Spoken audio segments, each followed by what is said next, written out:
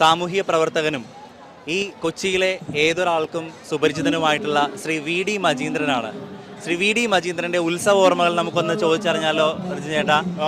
മജീന്ദ്രൻ ചേട്ടാ നമസ്കാരം.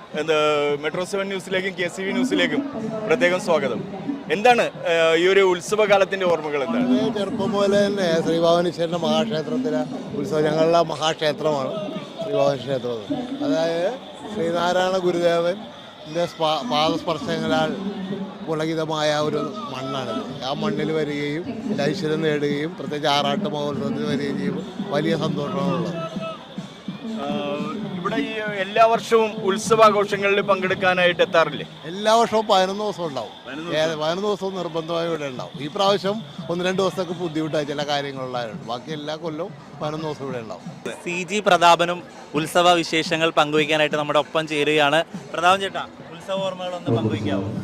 പള്ളുരുത്തി ശ്രീ ഭവാനീശ്വര മഹാക്ഷേത്രത്തിലെ 11 ദിവസത്തെ ഉത്സവം ഇന്ന് ആറാട്ടോടുകൂടി അവസാനിക്കുകയാണ്. ശ്രീനാരായണ ഗുരുദേവൻ പ്രതിഷ്ഠ ക്ഷേത്രമാണിത്. ഇവിടെ ഇതുമായി ബന്ധപ്പെട്ട് സ്കൂളുകളും എല്ലാം ഉണ്ട്. തീർച്ചയായിട്ടും നമ്മുടെ സ്കൂൾ കാലം മുതൽ, ഈ സ്കൂളിലാണ് ഞാൻ പഠിച്ചത്, സ്കൂൾ കാലം മുതൽ ഈ ഉത്സവത്തിൽ 11 ദിവസം ഈ ഉത്സവത്തിൽ ആഘോഷപൂർവ്വം തന്നെ പങ്കെടുക്കുന്ന ഒരു വ്യക്തിയാണ് ഞാൻ. അത് ഈ വർഷവും അത് നല്ല ഭംഗിയായിട്ട് തന്നെ ഈ ഉത്സവം നടക്കുന്നു. ഒരു ജാതിമത വ്യത്യാസമില്ലാതെ തന്നെ എല്ലാവരും കൂടി ആഘോഷിക്കുന്ന പള്ളുരുത്തിയിലെ ഒരു വലിയൊരു ഉത്സവമാണ് ശ്രീ ഭവാനീശ്വര ക്ഷേത്രോത്സവം. പഴയ കാലത്ത് നിന്ന് ഈ പുതിയ കാലത്തിലെ ഉത്സവത്തിനുണ്ടായ പ്രധാന മാറ്റം എന്താണ്? പുതിയ മാറ്റം എന്ന് പറഞ്ഞാൽ അന്ന് കലാപരിപാടികളൊക്കെ തന്നെയാണെങ്കിലും രാത്രി പരിപാടി തുടങ്ങിയാൽ ഏതാണ്ട് നേരം വെളുക്കുന്നോളം പരിപാടികൾ ഉണ്ടാകുമായിരുന്നു. ആളുകൾ വന്ന് പായയും പുതപ്പും ഒക്കെ ആയിട്ടാണ് വരുന്നത് തന്നെ. നമ്മുടെ കുട്ടിക്കാലത്തൊക്കെ അങ്ങനെയാണ്. അപ്പോൾ അങ്ങനെയുള്ളൊരു കാലം അത് അസ്തമിച്ചു ശരിക്കും പറഞ്ഞെങ്കിൽ.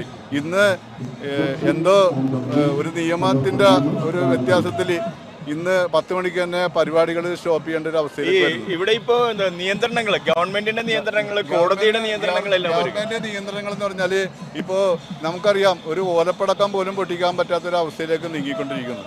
അതിനൊക്കെ സർക്കാർ കാണിക്കുന്നത് വളരെ മോശമാണെന്ന് എനിക്ക് തോന്നുന്നില്ല. കാരണം ഓലപ്പടക്കം പൊട്ടിക്കുന്നതിന് ഒരു കുഴപ്പം വേണ്ട. ഇതില് വേറൊരു കാര്യമുള്ളത്, ക്ഷേത്ര കലാകാരന്മാരെ പ്രോത്സാഹിപ്പിക്കാനായിട്ടുള്ള ഒരു അവസരം കേരളത്തിലെ കലാകാരന്മാർക്ക് ഏറ്റവും കൂടുതൽ വരുമാനം ഉണ്ടാകുന്ന സമയമാണ് ഈ ഉത്സവങ്ങൾ. ആ ഉത്സവത്തിന് സമയം ക്രമീകരിച്ചാൽ ആയിരക്കണക്കിന് കലാകാരന്മാരെ സാമ്പത്തികമായിട്ടും അവരുടെ ജീവിതം വളരെയധികം ബുദ്ധിമുട്ടുണ്ടാകുന്ന രീതിയാണ് ഇപ്പോൾ ഉള്ളത്. അത് മാറ്റി ഗവൺമെൻറ് കൃത്യമായി തീരുമാനമാണ്. 10 മണിക്ക് തന്നെ മൈക്ക് ഓഫ് ചെയ്യുക എന്ന് പറയുന്നത് ലോകത്തൊരിടത്ത് നടക്കാത്ത കാര്യം. ഒരു 12, 1 മണി, 2 മണി വരെ നീണ്ട ഉത്സവങ്ങൾ അങ്ങനെയാണ്, ആഘോഷങ്ങൾ അങ്ങനെയാണ്. ഉത്സവത്തിന് പ്രത്യേകം പോലീസും ആഭ്യന്തര വകുപ്പും മറ്റു കാര്യങ്ങളെല്ലാം ഒരുമിച്ച് ചേർന്നുകൊണ്ട് ഇത് ചെയ്യണമെന്നാണ് അഭിപ്രായം. അപ്പോൾ മെട്രോ 7 ന്യൂസിനും KCV ന്യൂസിനും ഒപ്പം ചേർന്നതിന് വളരെയധികം സന്തോഷം. അതായത് ഈ കലാകാരന്മാരെന്ന് പറഞ്ഞത് അത് ഒരു വർഷത്തിൽ ഈ ഉത്സവ കാലഘട്ടങ്ങളിൽ കിട്ടുന്ന പൈസ കൊണ്ടാണ് അവർ ഒരു വർഷം കഴിയുന്നത്. നാടകമായാലും കഥാപ്രസംഗമായാലും ബാലയായാലും എല്ലാ കലാകാരന്മാരും അത് ഒരു ദിവസം ഒരു നാടകം 3 സ്ഥലത്ത് കളിക്കുമായിരുന്നു നാടകങ്ങളൊക്കെ പണ്ട്. ഇന്നതല്ല, ഇന്ന് ഒരു നാടകം പോലും കളിക്കാൻ സാധിക്കുന്നില്ല.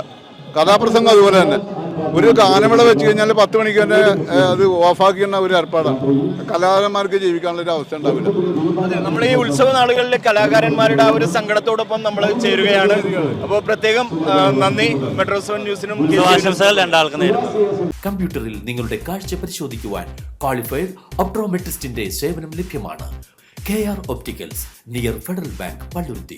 Specs world, opposite TB hospital, Karuvelippady. KR Opticals, combustion മുക്ക്, കുമ്പളങ്ങി.